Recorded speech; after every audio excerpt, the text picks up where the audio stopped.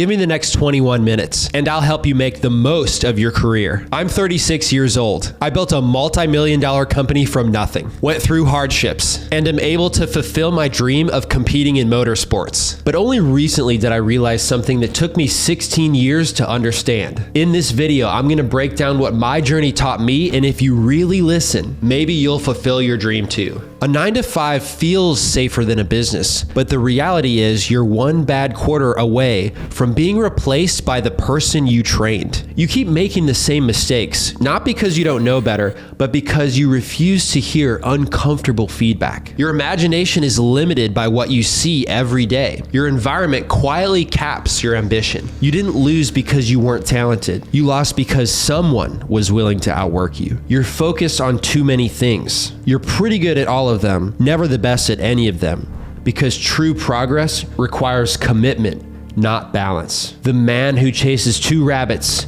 catches neither. You watch the Formula One Netflix series, ask 3 strangers on the internet for a sponsorship, and when nothing happens, you let that excitement turn into surrender. Your bad attitude is a signal. It tells others and it tells the universe that you can't handle what you currently have. When I was in college, I had a plan. I wanted to retire by the time I was 40. I saved 50% of every dollar I made, and I put it into these 4 bank accounts and also into a retirement account. Wedding by 27, MBA by 25, pay off my car by 25, move to New York City by age 25, and retirement. It was organized, it was responsible, it was logical, but none of it happened, and now I'm 36. I'm not married, I never got my master's degree, and I never moved to New York. By 28, I had to stop contributing to my retirement account. Not because I failed, but because my income surpassed the legal contribution limits. That original plan didn't make me successful, but it gave me something important. A reason to save. When my real estate investing idea showed promise, everything changed. My priorities shifted overnight. Nothing mattered more than going all in. I lived off my savings, pouring every ounce of energy I had for 2 years into what mattered most: starting and growing my business. The level of conviction I felt was unlike anything I had experienced at any other time in my life. And the only way I was able to take the leap was because I had prepared. Even if the original reason for preparing didn't align with my goals now. If you're actually learning in life, your priorities will change. And that's not failure, that's growth. It's okay to change plans because accomplishing the goal was never the plan. The plan was becoming the person who could adapt when opportunity finally arrived. When I was in my 20s, I lived with 3 roommates and drove an old car with an advertisement on the back window. I also made a decision most people would not. I eliminated trips, dating, and most socializing. Everything went on pause so I could focus on my business. And honestly, it was well worth the sacrifice. Today, I can travel, date, and spend time with people that matter most without worrying about the costs. I got that part right, but there's one thing I got completely wrong. I believed that following somebody above me was always the right move. I assumed that if someone was higher up, then they would know better. In college, my goal was simple: to climb the corporate ladder. During an internship at AT&T, I submitted an idea to the company's internal idea sharing platform. Out of 150,000 employees, my idea was selected 3rd, giving it eligibility to be pitched by me directly to the CEO. But there was a problem. The internship ended before the pitch date was scheduled, and my intern manager told me it wouldn't be lawful to do work without getting paid. So she said I couldn't go to the pitch. So the idea was pitched on my behalf by a company representative. When the day came, I heard the CEO was confused. He couldn't understand why the person who came up with the idea wasn't in the room, and he even snarked, "Couldn't this kid get a hall pass?" My stomach dropped when I heard he said that. At that moment, I realized something very important that changed the way I look at people with higher positions than me. Authority and experience are not the same thing. My manager wasn't wrong. They were following the rules, which are there to protect the company. That's their job. But the CEO wasn't limited by rules. He was focused on results. Having someone else present the idea that I created wasn't ideal, not because the company depended on it, but because I had created a rare opportunity. Out of roughly 150,000 employees, very few ever get time in front of the CEO. That moment wasn't about the idea itself. It was about access and experience. By that point, I had done something that even people with 40 years at the company never had. I had earned a seat, even for a moment, at the table. I know that experience would have taught me more in one conversation than in years staying within the rules. The rule I was given wasn't wrong. It was designed broadly for 150,000 employees. But the real lesson for me was this: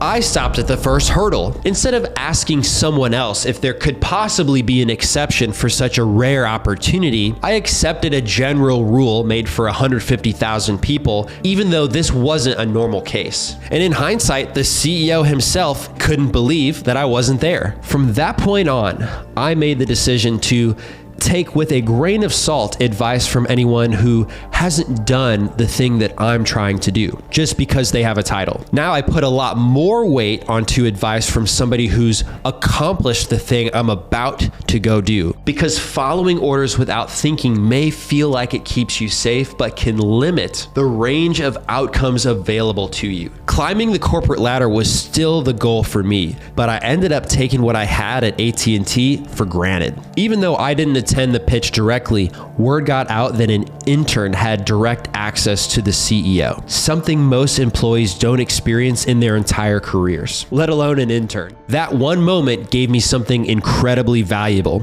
access. It became easy to build relationships with VPs and anyone that I wanted to be introduced to at the company from that point forward. I was learning how the company worked, how decisions were made, and what it really took to move up. Then I graduated college and I made a decision I should not have made. I took a job at a consulting firm that offered me $10,000 more.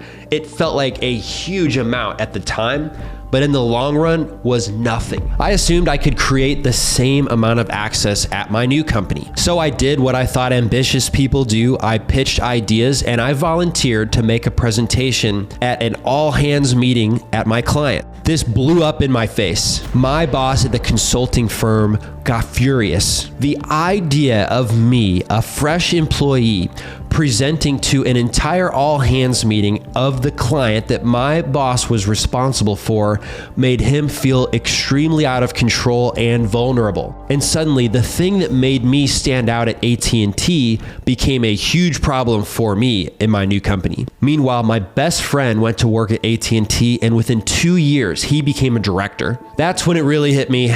I didn't leave a job. I left a rare environment where opportunity was right in front of me, and I traded it for just a little bump in pay. In the moment, going through that rough patch was incredibly painful and demotivating. But looking back, these moments often point you in the right direction and teach invaluable lessons. Since the corporate path wasn't going the way I was hoping, I put my energy into a side project, which is an app I made for fraternity recruitment called ChapterBuilder. The project found some success and I sold it for $10,000, and then I did something nobody close to me understood. I took a $20,000 pay cut to go work for the person who bought it. My parents were honestly concerned. At the time, ChapterBuilder was competing with a different recruitment platform. Their platform was solid, but the difference was distribution. They were selling direct to fraternity chapters who have an always revolving door of decision makers. We were selling direct to fraternity headquarters who stayed in their post for years on end, and I was partnered with somebody who had an existing relationship with all of the fraternity headquarter executives, the person who bought my software. That access changed everything, and we won the market nearly completely. And today, 12 years after I started working on it, ChapterBuilder is still the #1 recruitment software for fraternity men. But here's the part that stuck with me long term. The team we beat, they didn't quit. They moved on and kept building new businesses in different industries, and several years later actually built a company they sold for $1 billion. That taught me two things early on. Access and proximity matter more than people think, and just because you have one failure, it doesn't ruin your entire trajectory, unless you let it. By working directly with a proven entrepreneur, I got front row access to how companies are actually built and scaled. I watched how decisions were made, how problems were solved, and how a product turns into a company. And I would trade $20,000 a year for that experience any time in my life. That experience shaped everything that came next, and it was worth far more than the money that I gave up. After 2 years of working for this entrepreneur, I watched his lifelong goal to retire by 40 come into action. Their goal was simple: retire by 40 and use rental properties. They didn't rely on the stock market. They relied on predictable monthly cash flow, rent checks that showed up every month. That stuck with me. So I started looking for a rental property where the rent would cover the mortgage payment, and I couldn't find a single one. That's when I realized the real strategy: you don't buy perfect houses, you buy run down ones and fix them up and create a margin that makes the numbers work. And everyone that I talked to was doing it the same way. They were driving around looking for run down houses. I thought, there's gotta be a better way. There wasn't an app for doing that, and I built DealMachine. Now, with just a few clicks, you can identify distressed properties. You can use 700 filters to narrow down the right opportunities and market to them. Here's the top 10 filters just to give you an idea. Building condition, absentee owner, tax delinquent. How many properties does the owner have? What's the owner's birth month? What language does the owner speak? What's the owner's age? What is the roofing material and age of the roof? Do they have solar panels? Some people really like our filter for vacant land. On top of that, there's something called skip tracing, which is a term that means get the phone number of the property owner. And it used to cost 10 cents per house, but my business partner and I found a way to make it cost half a penny on the DealMachine Pro plan, which is just 5% of the original cost. And in DealMachine, it's instant. You don't have to wait 45 minutes for a list to populate with the phone numbers. So from that standpoint, we gave people an accurate way to get in touch with the properties that mattered most to them and their criteria, and get in touch right away. The point wasn't just to build another app. The point was to remove stress from something a lot of people were already doing that was consuming a lot of time. If you want to check out DealMachine, I've got a link for you in the description of this video for a 7-day free trial. The more people began to use DealMachine, the more I realized this wasn't going to be just a side project. This was going to be my next big thing. I decided that I had to quit my job. My boss tried to stop me. They told me they wanted to increase my pay, but it was too late for me emotionally. I already had excitement and conviction about the traction of my creation. I stayed on for 4 more months to help transition a replacement. And that turned out to be a good thing because it took 2 full years before I was able to pay myself a livable wage of $4,000 a month. At that point, DealMachine mattered more to me than getting an MBA, getting married, and moving to New York. So I made the calculated risk and repurposed every dollar to support me living while I poured every ounce of energy I had into getting DealMachine off the ground. Looking back, it was absolutely worth it. When DealMachine finally became profitable, my business partner and I told ourselves that if DealMachine ever became worth $1 million, we would take it in a heartbeat because that would be life-changing. That was as far as our imaginations could stretch. The business grew slowly at first, and then it took off. Year 1, $20,000 in revenue. Year 2, $1.3 million in revenue. Year 3, $6 million. Year 4, $9 million. Year 5, $12 million. By the time we had realized our business was worth $1 million, our mindset luckily had shifted. Through that journey, we invested in being around people who were doing more than us. We joined peer groups where our progress was solid but ordinary. People in those rooms were operating at a level that we hadn't seen up close. And that's when our goals expanded. Not because we were suddenly smarter or more talented, but because proximity reset what we thought was possible. Kind of like that story you hear about the 4-minute mile, how everyone thought it was impossible until one day somebody broke the record, and then just within a year, multiple other people had broke it after him. They saw it was possible, so they had more conviction and they went for the goal. If you want better outcomes, don't just chase bigger ideas. Surround yourself with people as much as you can who have done the thing or similar things at a similar scale. Not just talked about doing it, or simply put, like, not just the friends you grew up with that are happy with a $50,000 a year job. By all means, continue those friendships if there's a lot of value there. That's not what I'm saying, but spending time around people who are doing incredible things only expands your mind and helps you reset your goals. And when you have that conviction, because you know it's possible, just like the 4-minute mile, it does become easier, almost inevitable. Because once you see it done up close, your standards will change permanently. Your network is your net worth. And to me, that's a little bit incorrect. It feels like you're trying to get something from somebody. But in reality, what it means is you're close enough to be inspired by somebody's level of performance themselves. And it comes from within you once you've seen that provides the real value. But not everything on my journey was sunshine and rainbows. The amount of money you make is directly tied to the amount of uncertainty and amount of stress that you can deal with. After about 5 years in, I hit my real first business downturn. I honestly wanted to walk away and sell whatever was still left. Picture this, I had just bought my first dream house and my dream car and hired 15 extra employees within a short time frame. And then 50% of our leads dropped overnight because competing apps came onto the marketplace, and some YouTubers who were referring people to us shifted their attention. A business that had been very profitable suddenly was not. I didn't know what to do. I was asking myself, should I let people go? Should I sell my house? Should I sell my car? To make things worse, this actually happened when my business partner took his first paternity leave and we had to take a massive pay cut. I couldn't sleep or socialize because my mind was racing trying to fix my company. After my attempts to fix the business clearly weren't working, I shifted gears to focus on myself. I committed to 75 hard to get my body, my discipline, and my mindset under control. Once I stabilized myself, I worked with the team to make changes that actually mattered, like forming a marketing team, and I started saving a much larger portion of my income for a rainy day. Looking back, I feel should a similar situation happen again, I would handle it better. One, because I've already seen it and I can see what can happen on the other side, but also because I can deal with the stress better, and I believe that. The downturn didn't just strengthen the business, it strengthened me. Yourself is your most important asset because your business and your money, for various reasons, can go away. They're just material things. The only thing that can never be taken away from you is your experiences and your skills. They say what doesn't kill you makes you stronger. Through this, I learned something very important. Worrying is like worshiping the problem. The worst possible thing you can do.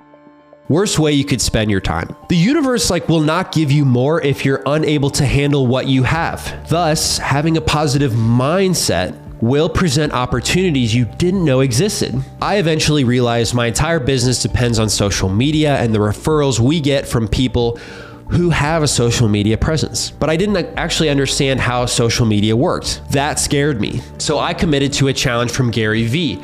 Post 4 times every day for a year. At first, I had no idea what to post. Some of the content was awkward. Some of it was embarrassing. And if I hadn't committed to the challenge, I think I know what would have happened. I would have overthought it, gotten stuck, and given up. But the commitment forced action. Even on days where I posted and got demotivated, I knew there were 3 more coming that day, so I posted it anyway. Over time, something changed. One post got 26,000 followers alone. And then content started generating revenue. And more importantly, it helped people understand how DealMachine could help them in their careers. Now I understand to a greater extent how my closest partners in business reach their audiences. And I have real peace of mind knowing that my business no longer depends on something I completely don't understand. That clarity and control is worth every uncomfortable post I had to get through to get there. That challenge wasn't just about discipline and commitment though.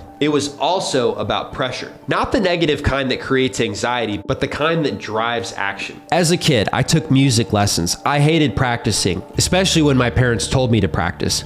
I would always do my homework last minute. Looking back, there's a pattern. I work best under pressure. Pressure is a forcing function. It compresses time and eliminates hesitation. That's why I can take some Fridays off now and race, because I still get everything done by Thursday. When the window is smaller, the focus is sharper. The time you give to a task often is the time it will take. And pressure doesn't just speed things up, it forces clarity. In a world full of distractions, pressure might be the only thing that remains that actually helps you focus. That doesn't mean waiting to the last minute and creating chaos on purpose, though. There's a big difference between urgency and procrastination. Pressure works best when it's intentional, when you decide the deadline and you protect it. Leaving everything for the last minute is avoidance. Creating pressure is strategy. If I could say one thing to my younger self, it would be this: thank you. What you're doing right now is hard. It's lonely. And most days, it feels like it's not working, but it will be worth it. Because when you're an entrepreneur, you don't get much encouragement while you're in it. Mostly just concerns from the people that care about you the most. The validation comes later, if at all, but the best validation you will learn comes from within yourself and the promises that you kept to yourself not to give up. So keep going, even though you don't hear anyone cheering for you. As my journey continues, I learn more and more every day. Subscribe to the channel and follow me on Instagram if you want to see more content like this and learn about racing cars.